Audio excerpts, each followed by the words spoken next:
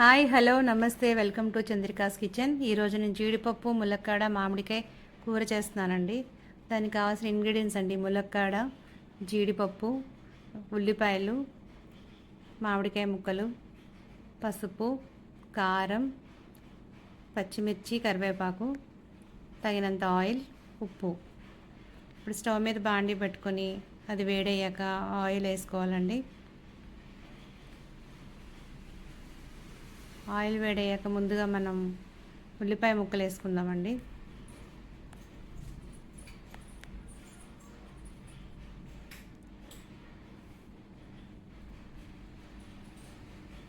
ఉల్లిపాయ ముక్కలు వేసుకుని వేయించుకోవాలండి. దీనిలో మనం సాల్ట్ వేద్దామండి. సాల్ట్ వేస్తే త్వరగా మగ్గుతాయి కదండి, ఉల్లిపాయలు బాగా మగ్గుతాయి. సాల్ట్ వేసుకొని ఒకసారి కలుపుకుందామండి. పచ్చిమిర్చి, కరివేపాకు కూడా యాడ్ చేసుకుందామండి.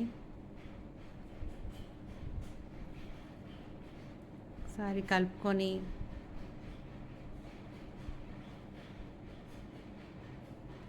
దాని మీద మూత పెట్టుకుందామండి. మళ్ళీ 5 మినిట్స్ ఆగి మళ్ళీ ఓపెన్ చేసి కొంచెం మగ్గిన తర్వాత ములక్కాడ ముక్కలు కూడా యాడ్ చేసుకుని మరి కొద్దిసేపు మగ్గించాలండి. వీటిని ఒక 10 నిమిషాలన్నా మగ్గించాలండి, లేకపోతే ములక్కాడ మగ్గదు, ఉడకదు సరిగా. మళ్ళీ మూత పెట్టుకొని మనం ఒక 5 నిమిషాలు ఆగి చూసుకుని మళ్ళీ కలుపుకోవాలండి. తర్వాత పసుపు కూడా యాడ్ చేసుకుందాం. పసుపు యాడ్ చేసుకుని బాగా కలుపుకొని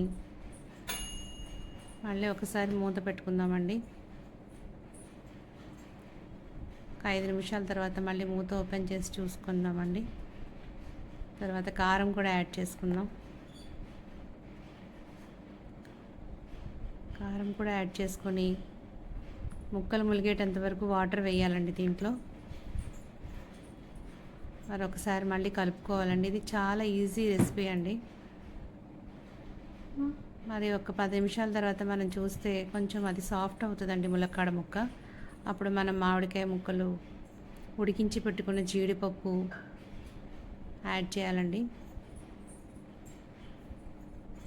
దీంట్లో మనం ఎటువంటి మసాలాలు వేయట్లేదండి, సింపుల్ రెసిపీ ఇది. దీంట్లో మనము 2 వెల్లుల్లి రేఖలు, సీక్రెట్ రెసిపీ అండి ఇది, అలా దంచుకొని వేసుకుంటే గుమగుమలాడుతూ చాలా రుచిగా ఉంటుందండి కూర.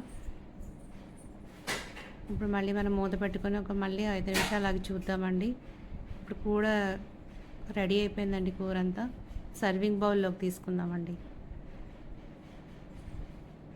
ములక్కాడ మామిడికాయ జీడిపప్పు కూర రెడీ అండి. Thank you for watching.